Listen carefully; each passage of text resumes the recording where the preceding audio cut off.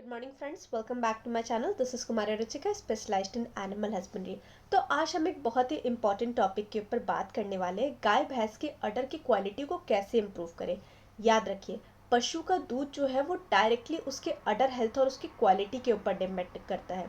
अगर अडर स्ट्रॉन्ग है, हेल्दी है, प्रॉपर शेप में है, तो दूध ज़्यादा मिलेगा, लॉन्ग टाइम तक मिलेगा और मेस्टाइटिस जैसे डिजीज़ का खतरा कम होगा। लेकिन अगर अडर वीक है, अडर और अगर मैं कंफ्यूज हो रही हूँ, अगर अडर जो है अगर वो वीक है तो दूध भी कम हो जाएगा, डिजीज का रिस्क भी बढ़ेगी और फार्मर्स को लॉस होगा।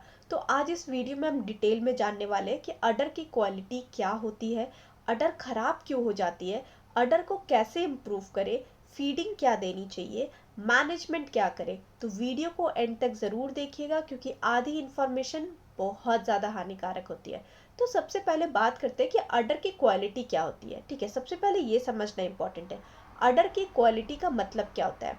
एक अच्छा अडर वो होता है आगे से और पीछे से प्रॉपरली अच्छे से अटैच हो, ज़्यादा लटका हुआ ना हो, सॉफ्ट हो और इलास्टिक हो, और चारों थनों का जो साइज है ना वो इक्वल हो और इंजरी बिल्कुल ना हो।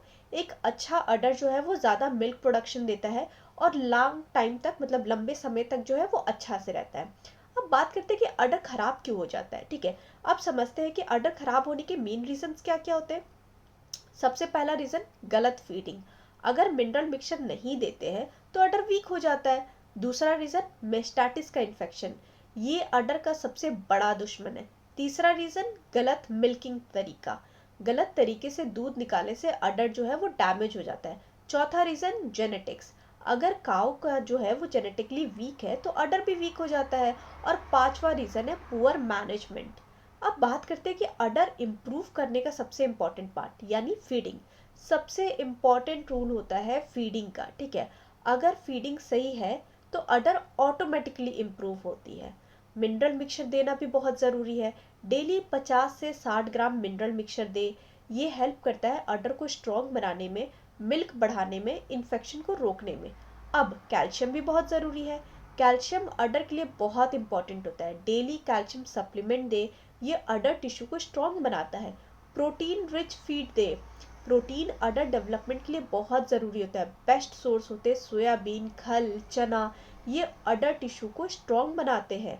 अब बात करते हैं कि क्लीन मिल्किंग के क्या प्रैक्टिसेस होते हैं। मिल्किंग से पहले अडर को क्लीन करें, क्लीन साफ पानी से अच्छे से धोए, ड्राई करें। मिल्किंग के बाद जो है वो टीथ डिप ज़रूर करें, ये मेस्टाटिस से बचाता है आपके जानवर को। अब बात करते हैं कि अडर का मसाज कैसे करना है। अडर का मसाज बहुत ही बेनिफिशियल है। डेली 5 मिनट थोड़ा सा मसाज करें, ब्लड सर्कुलेशन इंप्रूव होता है, अडर स्ट्रांग होता है और मिल्क प्रोडक्शन बहुत ही अच्छा बढ़ता है। अब बात करते हैं कि काउ शेड को क्लीन कैसे रखें। शेड अगर क्लीन होना बहुत ज़रूरी है। वेट फ्लोर नहीं होना चाहिए, वेट फ्लोर से इन्फेक्शन हो जाता है। और साथ ही जो है ना, एक स्पेशल टिप, कभी भी अडर में इंजरी ना होना तो प्रॉपर मिल्किंग करें, बैलेंस्ड फीडिंग दें। ठीक है, अब रिजल्ट कितना दिन में मिलेगा, अगर आप ये सारे स्टेप्स फॉलो करते हैं ना तो 30 से 60 दिन में आपको बहुत ही अच्छा इम्प्रूवमेंट देखने के लिए मिलेगा। मिल्क प्रोडक्शन बढ़ेगा, अडर और ज़्यादा स्ट्रॉन्ग होगा।